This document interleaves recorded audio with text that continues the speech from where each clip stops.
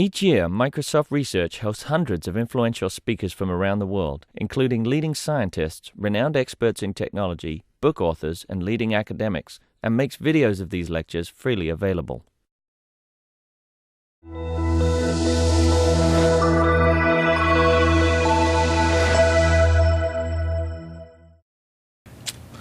Okay, good morning, everyone. We're happy to have Ronen Eldan from Tel Aviv and the Weizmann Institute tell us about the Kannan-Lovasz-Simonovits conjecture and the variance conjecture. All right. Thank you very much for this invitation and this opportunity. I hope I can make this talk work despite of the jet lag. So I want to talk about the connection between the KLS, or Kannan-Lovasz-Simonovits conjecture, and the so-called variance or thin shell conjecture. So I want to start with our main topic will be isoperimetric inequalities on convex sets, or on uniform measures on convex sets. And we'll actually want to consider a slightly bigger family of measures, namely log concave measures. So I want to start with a few definitions. The first one is just the definition, the basic definition of a log concave measure. That's just a measure whose density has a logarithm, which is a concave function.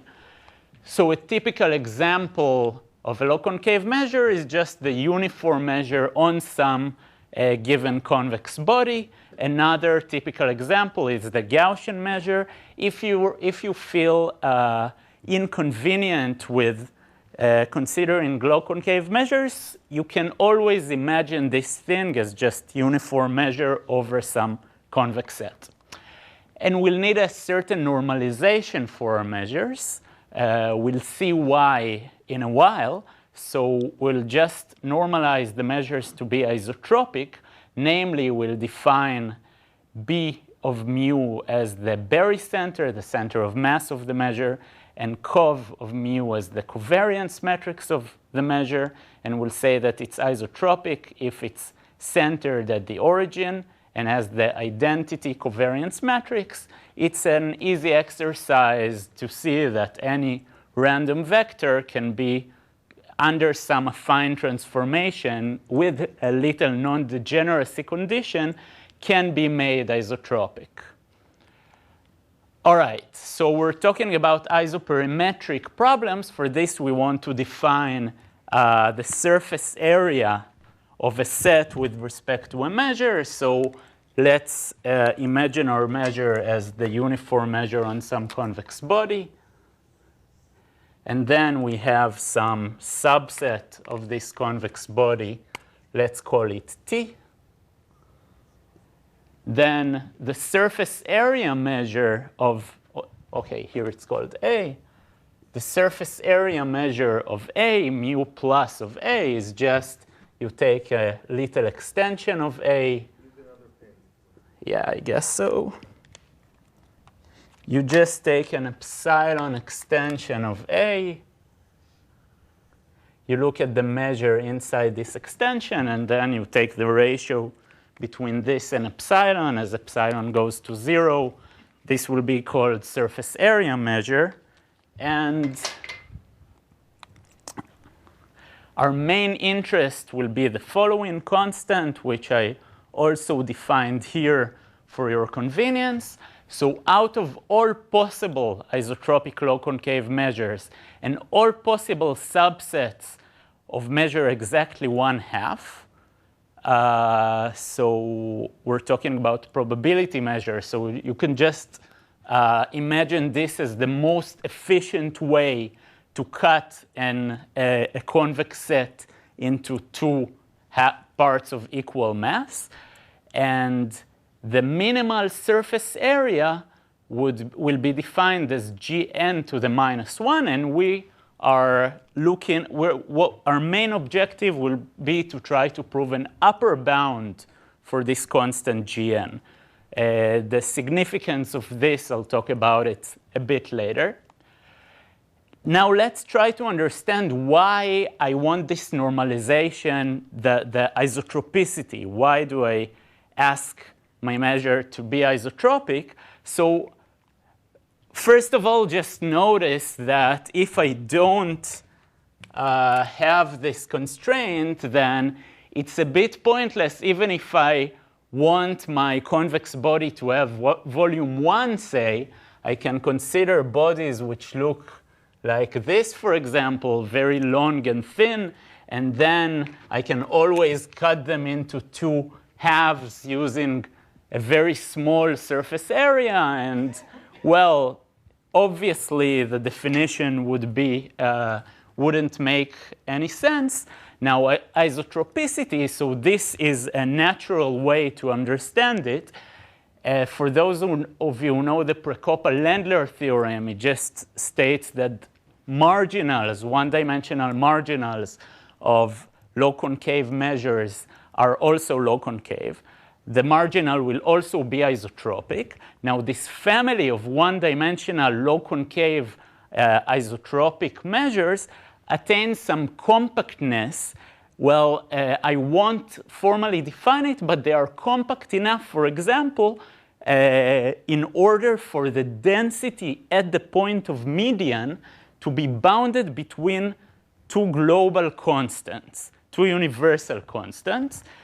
This means that if you think about the geometric meaning of this, it's just that if I cut my body using a hyperplane, if my surface is flat, then I know that this surface area will be between two universal constants. So another way to think about this isotropicity, instead of writing here isotropic, I could have written measures such that all hyperplane cuts into two halves have some surface area bounded from below by 1, say. All right. Now, it's well known that this constant Gn has many equivalent, up to a universal constant equivalent definitions. So by works of Boozer, Chigger, Gromov-Millman, Ledoux, and Immanuel Millman, some of the equivalent definitions of Gn are the following. So it's the optimal spectral gap of the Neumann-Laplacian on an isotropic convex domain in Rn. And we know that any Lipschitz function admits exponential concentration around its mean with exponent equal to Gn to the -1. So many proofs of facts using the concentration phenomena in high dimensions actually rely on things related to this constant. The Neumann spectral gap is also, I guess, all of you know that it's highly related to the mixing time of random walks on convex bodies. And this is a reason why this constant Gn was also interesting for some computer scientists working on algorithms related to high-dimensional convex sets. So I'll just mention that I think the first result where random walks on convex sets were applied was this breakthrough result by Dier, Fritz, and Kannan, excuse me if I don't pronounce the names right, who demonstrated that rather surprisingly, the volume of a convex body in high dimensions may be approximated only in polynomial time. And the way to do it relies on the fact that the random walk in a convex body has a mixing time. Well, it relies only on the fact that it's polynomial, but the complexity is actually a direct derivative of the mixing time, and this is why it's interesting for us. Okay, because this is an interview, I was urged to mention here that one question asked by Lovasz was whether this polynomial algorithm is possible if you're just given random points from the convex body.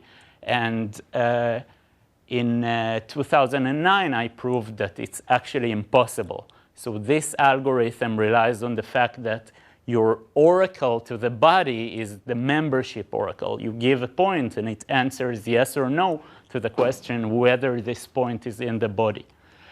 All right, some other algorithms related to convex bodies also rely on these mixing random walks. For example, if we want to optimize low-concave functions over the body or do a PCA, just calculate the covariance matrix of the body.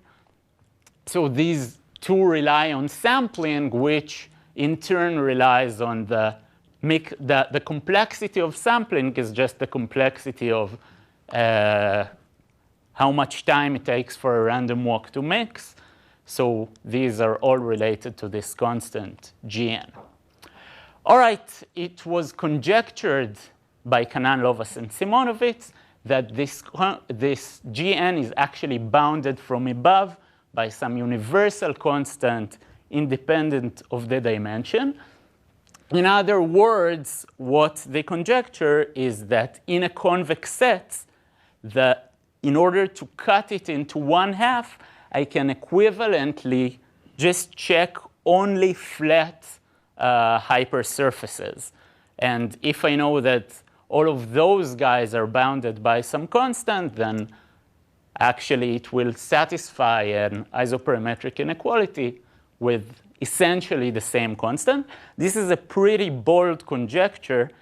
Right now, it's known for very few classes of convex bodies. In their original paper, they only prove this dependence not up to some constant, but they have this extra factor of square root of n. They use some localization method we'll talk a bit about later. But right now, if we believe that the Gn is also equivalent to the optimal exponential concentration constant, then this can be proved rather easily. We just note that by the definition of isotropicity, the expected norm square is just equal to n. And then we use Markov's inequality to say that most of the mass of the body is in distance no more than, say, 10 times root n from the origin. And then we use a classical theorem of Borel, which is actually just a straightforward application of the Brun-Minkowski inequality that says that once the mass starts decaying, then it continues decaying exponentially. And, well, it follows from this thing that any Lipschitz function will admit an exponential concentration of this type. And of course, I have this factor root n here, which the KLS conjecture asserts that it's true without it. OK. I want to talk about a slightly weaker type of concentration on convex bodies, namely maybe a more relaxed isoperimetric inequality called thin shell concentration. So as we saw, when X is isotropic, the expectation of the norm square is just n. And we define this constant sigma n, which I also defined here for your convenience, as the supremum of the standard deviation of the norm. And it turns out that the following thing is true. The standard deviation of the norm is always much, much smaller than its expectation. This quantity, the norm of X, is always concentrated around its expectation. If you think about the geometric interpretation of this thing, it just says that most of the mass of my body is concentrated in a very thin spherical shell, because this radius here of the shell is presumably much bigger than its thickness. Okay?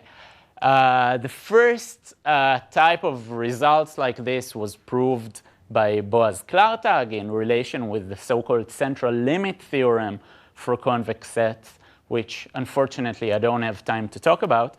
Several alternative proofs and improvements were introduced by some other guys, and currently it is known that this constant sigma n is smaller than n to the 1/3. So this distance is n to the 1/2, and the thickness of the shell is n to the 1/3, which is much smaller. This might be surprising for people who are unfamiliar with high-dimensional convex geometry, but this is true. And it's actually conjectured in two different papers by Antila Bolen-Persinaki and Bubkov-Koldovsky that this constant sigma n also can be bounded by some universal constant. This is actually known for several classes of convex bodies already. And let's understand why I called this a relaxed version of the isoperimetric inequality.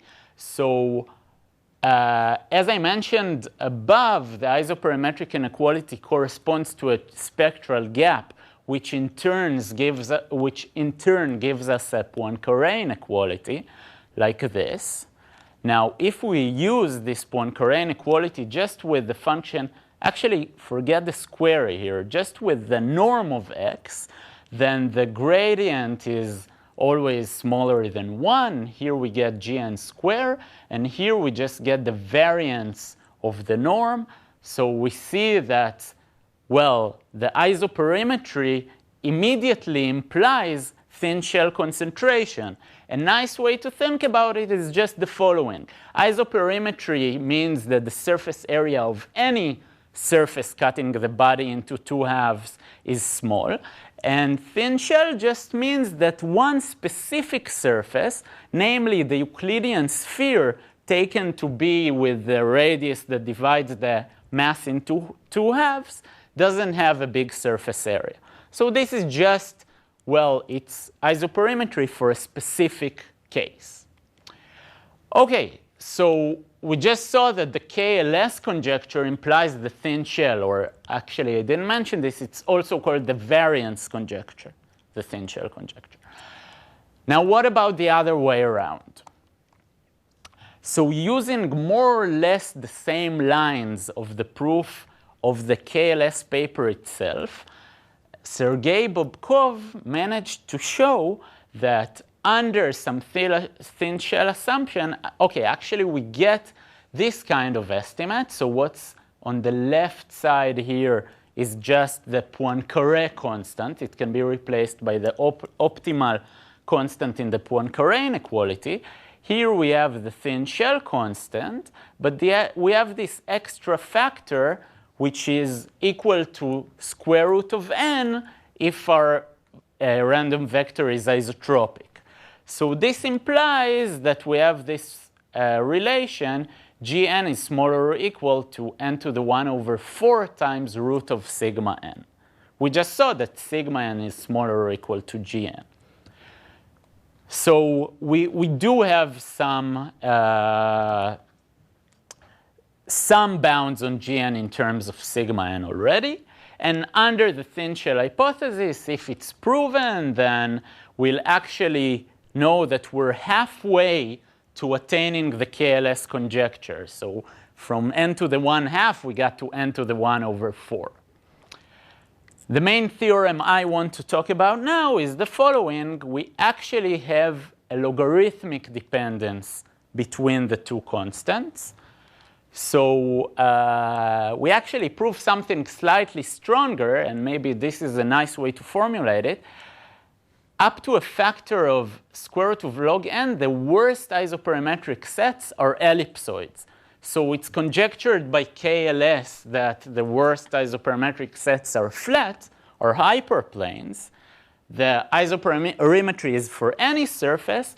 And well, according to this theorem, if we're willing to give up this root log n factor, then it's actually attained. The worst surfaces are actually ellipsoids. Now, along with the best known thin shell bound, we also get some improvement of the best known KLS bound using this theorem. It's important to mention that the bound we get is actually global and not local. If we know the thin shell for a specific convex set, a specific low concave measure, it does not, unfortunately, it does not imply an isoperimetric inequality. We somehow have to use, you'll see this in the sketch of proof soon, we somehow have to use thin shell for an entire family of low concave measures in order to prove isoperimetry. This is a good place to mention that in a joint work with Boaz-Klartag, we also shown that the thin shell conjecture implies the so-called hyperplane conjecture or the slicing problem, which is another central problem in high-dimensional convex sets. So if you don't know it, it's just a conjecture about the minimal possible volume of a convex set in isotropic position. So, okay, I just sketched this to make some or to give some order here. So we have the KLS thin shell and hyperplane conjecture. By Chigger's theorem, KLS implies thin shell. This is Bobkov's theorem I just mentioned. This is the theorem we're talking about now, which only works globally, unfortunately. Together with Boaz-Klartag, we know that it also implies the hyperplane conjecture, and there's also a direct reduction of hyperplane to KLS by Bol and Nguyen, but unfortunately only with exponential dependence. So currently we have all these connections known. All right, so I want to start with sketching a first attempt to prove our theorem. So this is in some way based on what KLS did in their paper. This is not what we'll actually use, but let's try to go for a first attempt how to try to prove some isoperimetric inequality. So I'm starting with some convex body K. And let's assume that it has some subset T of measure 1/2. And I want to do the following process. I choose a random direction theta in the unit sphere. Let's say theta points this way. And what I do is I cut the body K into 2 halves through its barycenter with a hyperplane whose random direction is theta. And I ignore this half, and I call this half K1. And then I continue this process. I generate another random direction. I generate another random direction, and then I cut the body K1 in its barycenter again. Only this time I cut it. If instead of this formula, what you can try to think about is that at every step, I don't generate the direction from the unit sphere, but I generate it uniformly from the ellipsoid of inertia of the body I'm currently looking at. So this normalization here with the covariance matrix just makes my process into a Markov process on convex bodies. In some sense, I'm always I'm doing this cut in the world where my current body is isotropic. And I continue this process on and on. I cut again and again and again until I get a localized version of my body, some much smaller body. And let's try to think what this may teach us. So one observation we can make is the following. So if I choose this direction theta from the sphere, I can define this function f as a function on the sphere which just measures the relative volume of T with respect to k after I make the cut. Now, it's not so hard to see that this function will be, say, 10 Lipschitz. I mean, where 10 is a constant independent of the dimension. Now, it's well known that 10 Lipschitz functions on the sphere are actually very concentrated around their mean. The mean is definitely 1/2. And this means that I'll get something like 1/2 plus minus 10 over square root of n, something very close to 1/2. The expectation is 1/2. And this means that we can iterate this process more or less n times. We can cut again and again and again, and still have some non-negligible probability that the proportion of t from what we get, so we have a non-negligible probability ending up with something that t is more or less 1/2 of which. Okay, it's not that we'll always end up with something located here or here that doesn't see the boundary of t at all. We have a pretty good probability of seeing the boundary of t after making many cuts.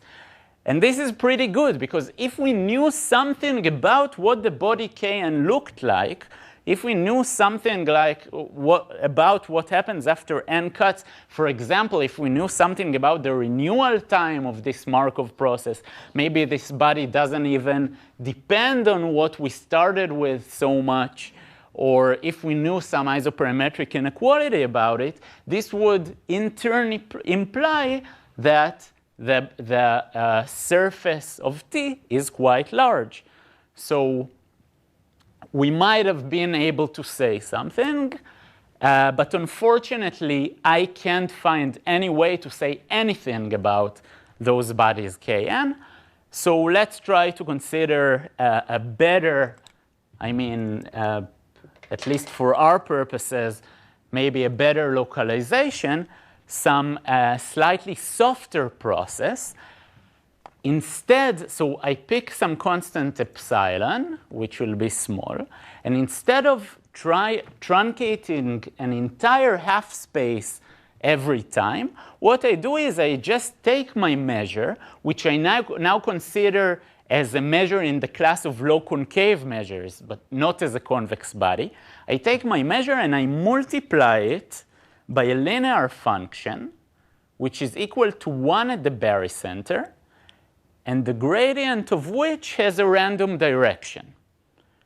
So instead of killing the entire half space, I just give a little more mass to one of the half spaces, and I continue this process again and again.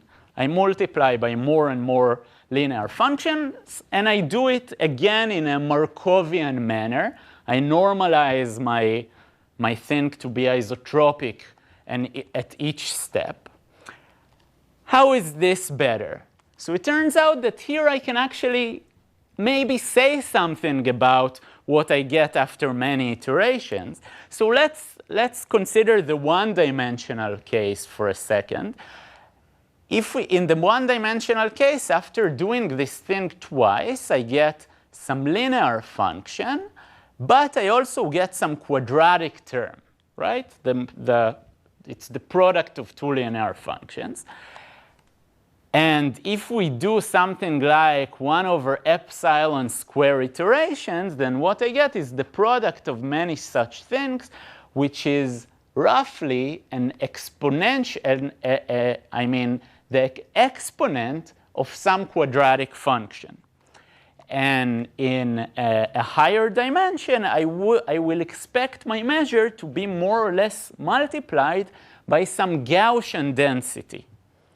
Now, measures of this form, a low concave measure times some Gaussian density, for those who know the Braskamp-Leib or Bakria-Marie results, for instance, which I will mention later, those kind of measures already attain some spectral gap. So I can already say something about them, only provided that I know that my quadratic term is large enough. So if I know that this matrix A is quite large, I mean it's bigger than, say, 1/10 times the identity, then I know that this measure already has some good concentration properties, and I'm kind of done. Okay, but unfortunately, I have no way to quantify to analyze what this matrix A looks like. But what I can do is I can change this process such that I will be able to say something. So what I'm going to do is I'm going to define a continuous version of this process. So maybe I'll write it down on the blackboard, because this is actually the main tool in our proof. So I'm starting with Brownian motion, Wt.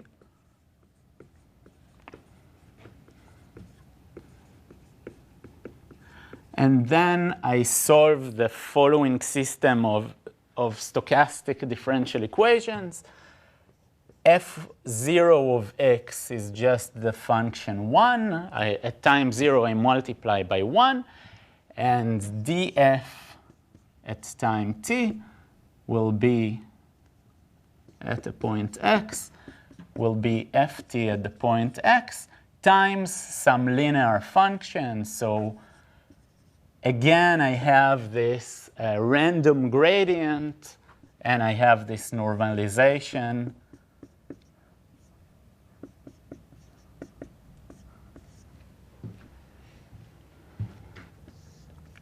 And my function little ft will just be my initial function times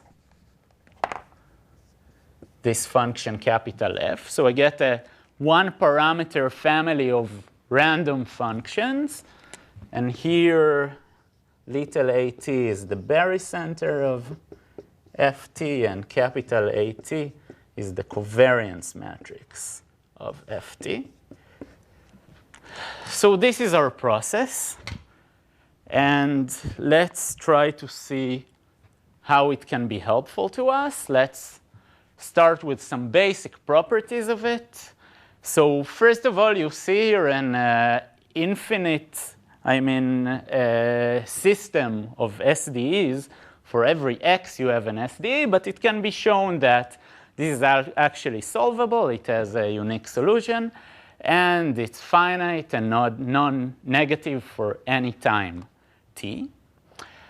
As you see here, f at any x is a martingale. It only has a martingale term here, which means that if I want to, for example, measure the surface area of some set E, what I can do is just take the expectation of the surface area at some positive time t. It's pretty easy to calculate thanks to the fact that we're multiplying by something equal to 1 at the barycenter. Then we'll always have a probability measure. It's a simple observation. And also, thanks to this normalization here, this is a semigroup. So again, it has this Markovian property. We can run it for 1 second, and again 1 second, and it's like running it for 2 seconds. Thanks to this fact, essentially, ideologically, using the same ideas of compactness we've seen before, this fact will make sure that we can run this process for a rather long time, and the proportion of some subset E from all of our measure will be kind of close to 1/2.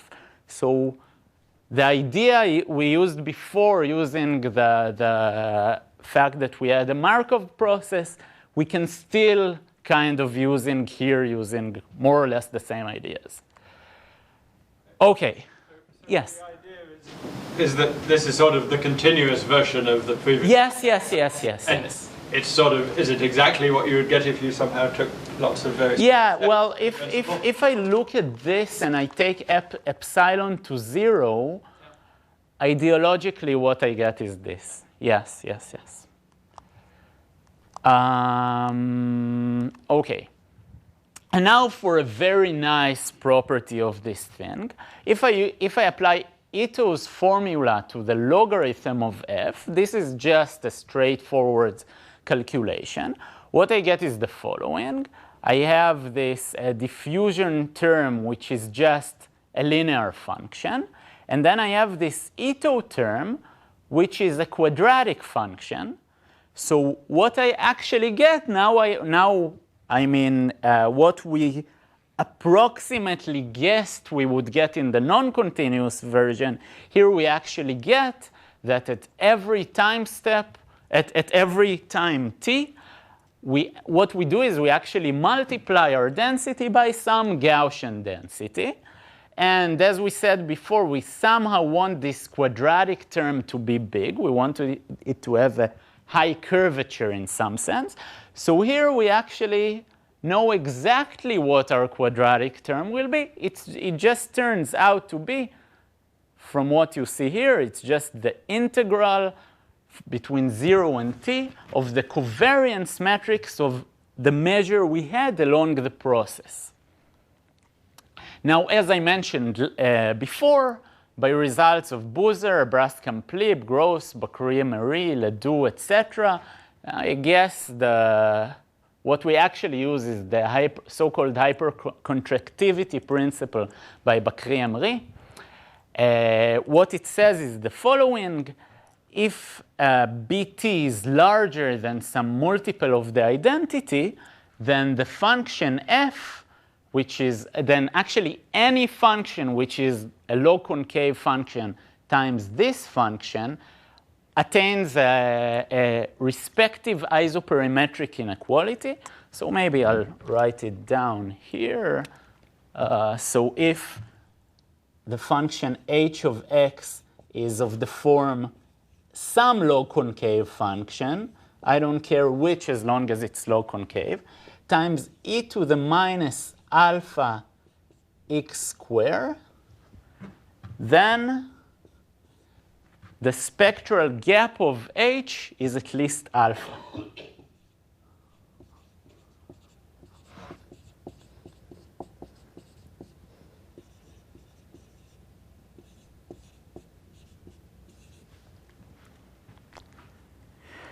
So great. So what we learn from this is that if Bt is rather large, in other words, if I manage to keep this matrix rather small, if I manage to keep the covariance matrix along the process rather small, then for free I get some isoperimetric inequality for the measure I get after, say, 1 second.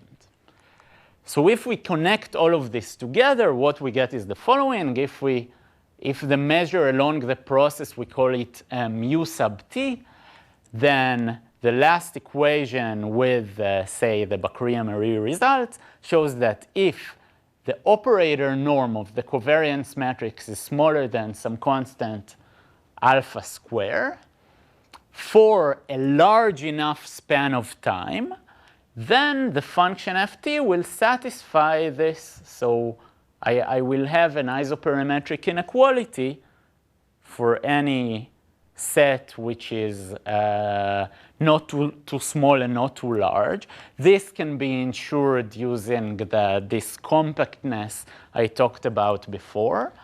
So all we really have to do is make sure that this operator norm remains small for long enough. So at this point, we reduced the isoperimetric inequality to just saying something about the norm of some matrix-valued stochastic process. OK, and it turns out that actually this process can be analyzed using some stochastic calculus-related tools. So I have 10 more minutes, right? I think I have till 11:25. OK. So I'll just briefly go over how this can be done. So this matrix AT, which is equal to, so AT at ij is just the integral of xi minus at xj minus ati.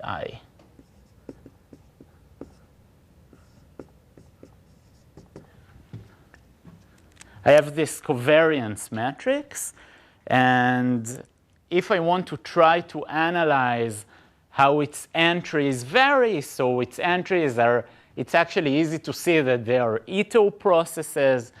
I can, in order to know this differential, I can just differentiate inside the integral, and I get this linear term. I actually have to also differentiate little at, but after doing some calculations and estimates, what we get is that roughly the differential of the entries of the covariance matrices are just integrals of degree 3 monomials over our measure. This is not a very surprising fact, just because what we do is we multiply by linear functions. And the nice thing is that thanks to this normalization that we had, what we get is, I won't get into the formulas, but what we get is that somehow we integrate third-degree monomials over some function which is always normalized to be isotropic. Somehow we always normalize such that at any given time, the measure we considered is an isotropic measure. And what we conclude in the end is that the differentials of the entries of the matrix are just some vectors defined by integrals of third-degree monomials over some isotropic measure. The isotropic measure is just our original measure times some Gaussian density, actually, and normalized again to be isotropic. And, well, these things can be estimated using everything we know about isotropic low-concave measures. So now what we can do is we can differentiate. We want to bound the operator norm. So we can differentiate the eigenvalues with respect to the entries. Well, more or less, up to some cheating, we get that these things are close enough to be Ito processes. They're Ito processes whenever all of the eigenvalues are different, actually. But it's good enough for us. And they're Ito processes whose diffusion term corresponds to those vectors psi I, hence the diagonal terms of this guy, and we also have some repulsion between the eigenvalues, which also corresponds to some, I mean, the magnitude of repulsion can be bounded also by vectors of this form. And okay, so this is what I just said. And in order to bound the operator norm, what we can do is we define an energy term like this. And this actually turns out to be exactly an Ito process.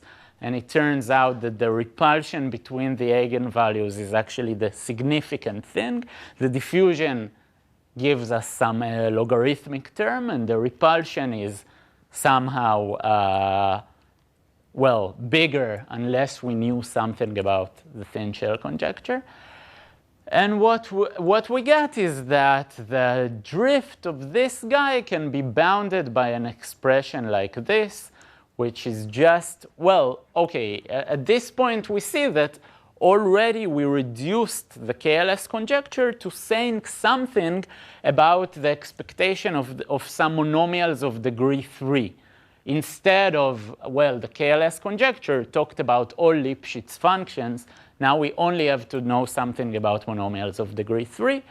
And the thin shell conjecture is just saying something about, so it's the variance of the Euclidean norm. So in order to know that, we have to know something about monomials of degree 4, right? Because the Euclidean norm is just a polynomial of degree 2. And I won't get into the details, but this guy here can be rather easily bounded by sigma n, and this more or less concludes the proof. So I won't explain how to do it, but I do want to talk about one, maybe an algorithmic application of this method. So say I have a convex body, and I want in polynomial time to say something about, to say whether or not this body attains a spectral gap. So what this method can give us, it can find the lower bound for the spectral gap in polynomial time. Now, giving a lower bound is rather easy. 0 is always a lower bound for the spectral gap. So it's not, it doesn't say much, but what we actually give is a lower bound such that if we have some convex body that we have a non-negligible chance of such that the algorithm will return something very low, then we will know that the KLS conjecture is false. So somehow, if we, so one thing you can do with such algorithm is that if you have some body and you think that this body is a counterexample to the KLS conjecture, then now instead of checking all possible Lipschitz functions or all possible subsets, which is something that definitely needs exponential time, right now you don't need exponential, you only need polynomial time in order to verify that the body you're holding in your hands is in fact a counterexample to the KLS conjecture. And well, how do we do that based on the method we've just seen? So what we saw is that in order to know that the body has a spectral gap, it's enough to check that the operator norm of this matrix along the process is not too big. So what we do is we just we make a discrete version. We run a discrete version of this localization, and we test this matrix AT along the process. And well, in order to estimate this matrix AT, we can actually do it in polynomial time. Why? Because our measure is just some Gaussian density restricted to our convex body. And we can actually sample from this measure by the standard means of taking a reflecting random walk. But since we have some density, then we'll also have this drift term. But we can still do that. And in this way, we can actually run this localization on a computer and somehow test what happens to this matrix. And this gives us this theorem. All right, I'll end here. I'll finish here. Questions? In the last theorem, you need a sequence of convex bodies, and you need to run them on every... No. I'm given one convex body. But what I get is a sequence of low concave measures which are obtained by taking the uniform measure on this convex body and multiplying it by some Gaussian measure. And these measures are attained randomly. I mean, I take a random gradient, I multiply by some linear function, and if I do it enough times, I'll get something which is approximately a sequence of some Gaussian measures restricted to my body.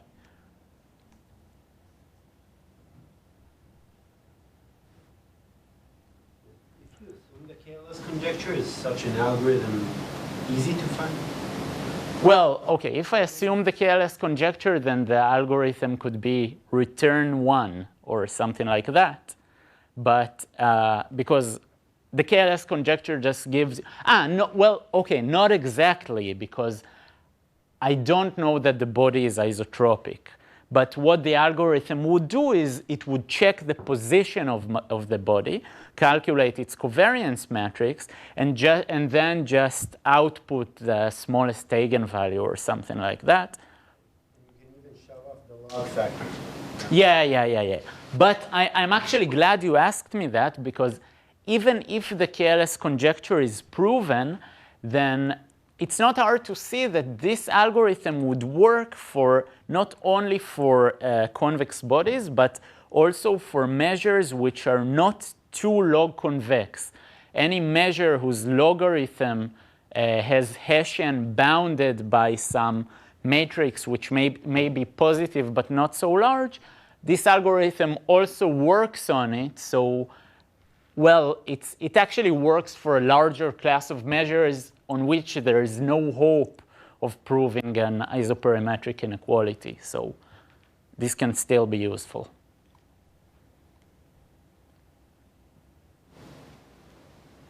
So even without the KLS conjecture, does the algorithm give an approximation for the true spectral gap of K? Well, the thing is that it kind of, if K doesn't have a spectral gap, you will know it. But if it does, it might still give you some answer that seems like it doesn't have a spectral gap. And this is because one of these measures along the process doesn't have a spectral gap. So somehow what it gives you is the spectral gap of a certain family of measures, which kind of implies the spectral gap of K.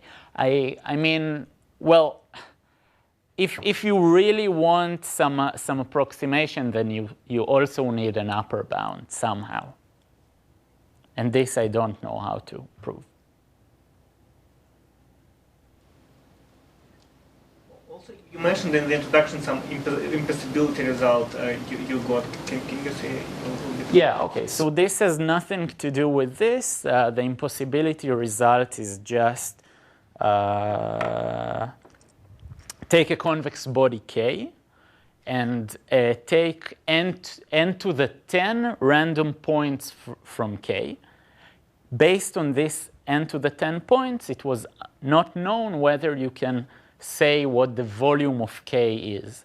Say up to a constant of, I don't know, 50, a multiplicative constant of 50. And the impossibility result is just that this is impossible. There are two bodies with very different volumes, such that if you look at the total variation distance between the random points somehow got from these bodies, it's very big. No algorithm can distinguish between the two. In other words, this learning problem is only possible in the supervised case, not the unsupervised. Exactly. So, yeah. I mean, there are many supervised cases. We're talking about the specific oracle where you give a point to your black box, say, and it tells you yes or no whether it's in the body or not. Yeah. More questions? Let's thank the speaker again.